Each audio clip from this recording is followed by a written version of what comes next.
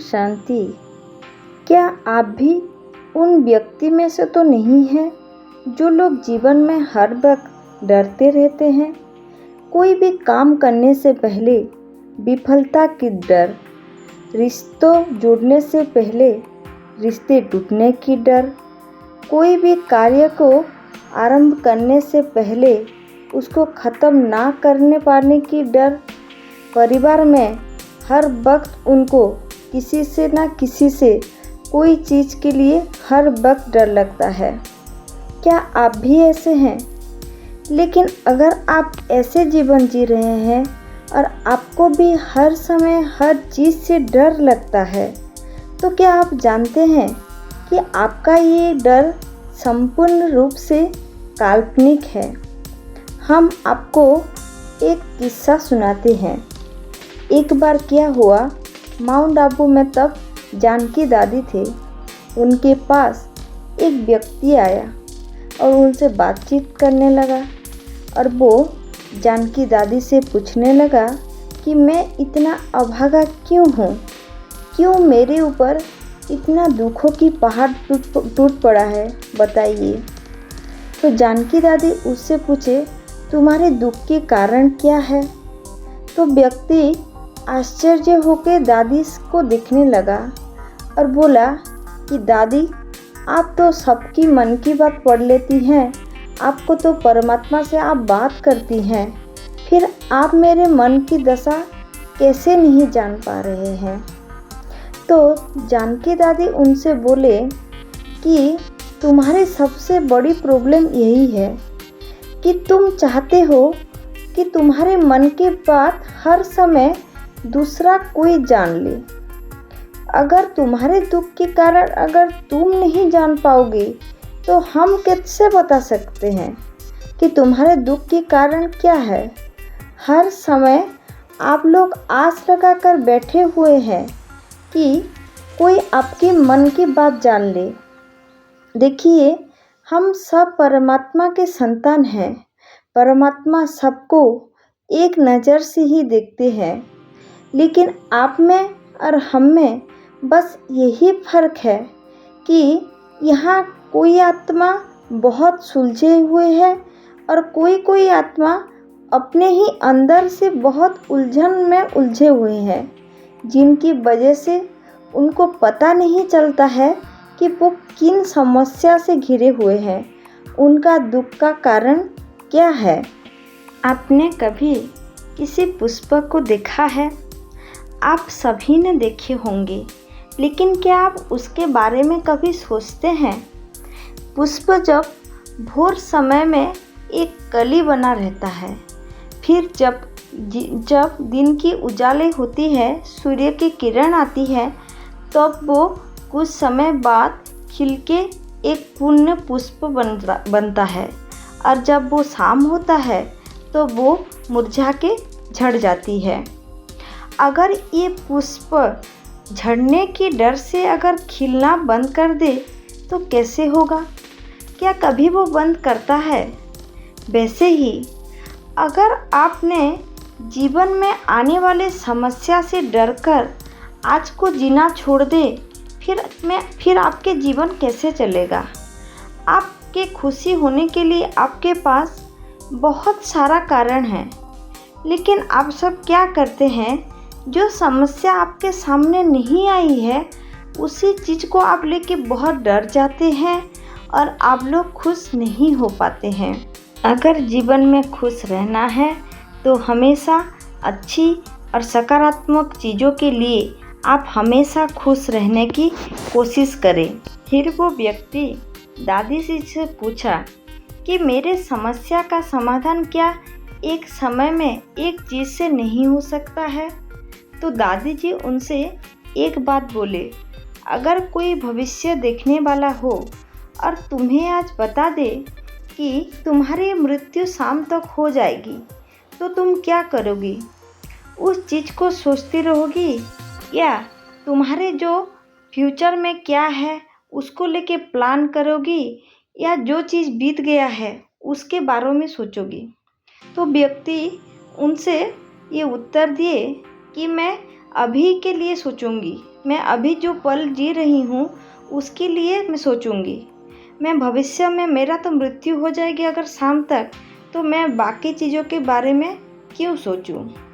तो दादाजी फिर उनसे बोले, जब सभी को पता है कि एक दिन हमें इस दुनिया से जाना ही है, ये शाश्वत सत्य है, लेकिन कोई इसको स्वीकार क्यों नहीं कर पाता है।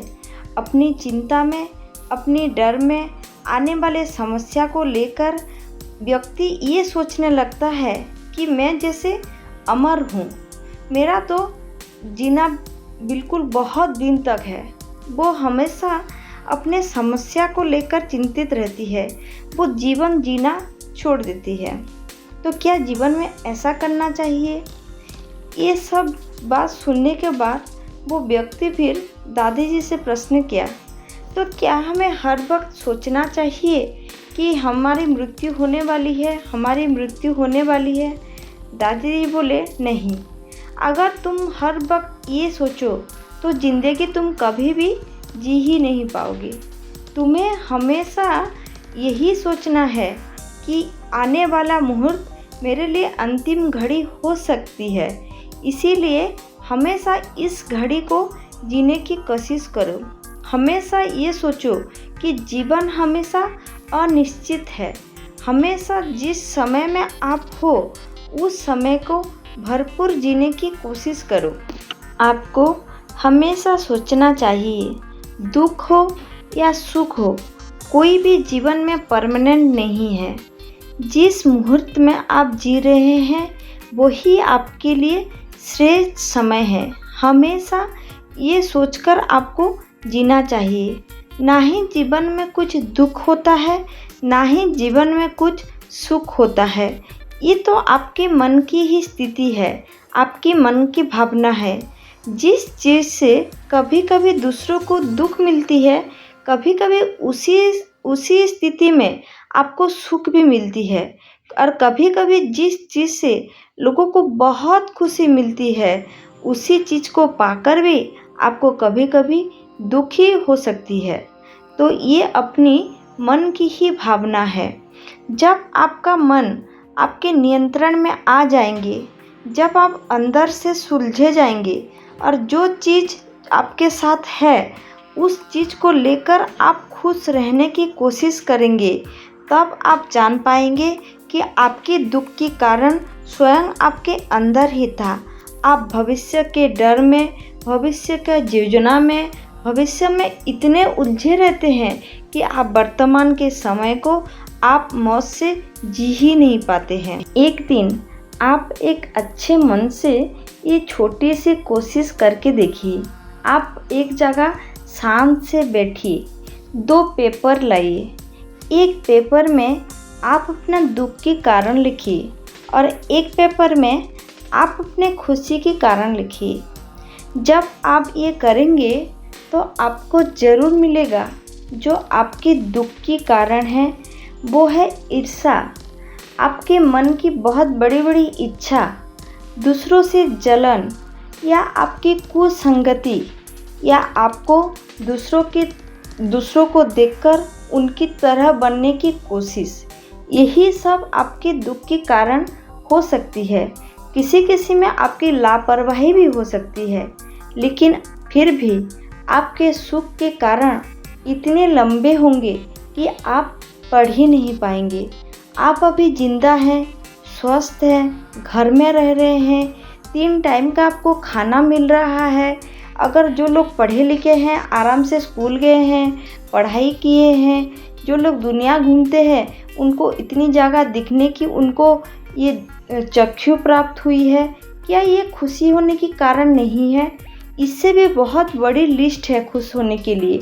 लेकिन 2, 4, 5 जो आपके जीवन में दुख है, उन सबको देख देख के आपके पास खुशी होने का बहुत सारा कारण भी होता है, लेकिन आप खुश नहीं हो पा रहे हैं।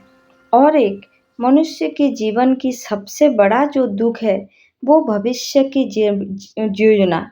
भविष्य में तो जो होना है वो तो होके ही रहेगा, लेकिन भविष्य की व्यर्थ योजना में आप आज को गवा देते हैं, फिर वो योजना करते समय आप अपने आप को बहुत डरा देते हैं। आप बहुत डर जाते हैं कि मैं जो सोच रहा हूँ वो हो पाएगा कि नहीं, मैं जो चिंता कर रहा हूँ क्या ऐसा होगा कि नहीं, मेरे बच्चे आगे जाकर ये होंगे कि नहीं। इस सब के डर में आज अपने आप को और वर्तमान के समय को आप खराब कर लेते हैं और फिर आप खुद ही सोचते हैं कि मैं खुश क्यों नहीं रह पा रहा हूँ। अगर आप जीवन में सच में खुश रहना चाहते हैं तो पहले ये काल्पनिक डर को मन से हटाइए। जो चीज़ आपको पता ही नहीं है उस चीज़ को लेकर आप इतना क्यों डरते हैं। व्यर्थ योजना बनाना आप छोड़ दीजिए। ईर्ष्या भाव, अहंकार भाव, क्रोध, किसी के प्रति जलन, ये सब आप मन से इस सब विकार को आप हटा दीजिए।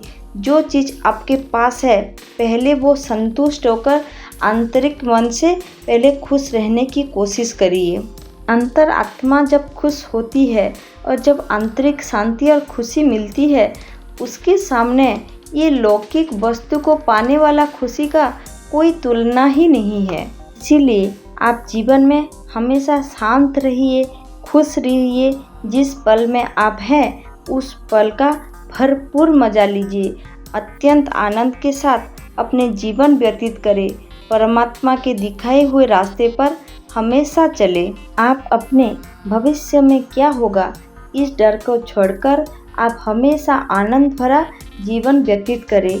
इसी शुभकामना के साथ हम आज के वीडियो को समाप्त करते हैं।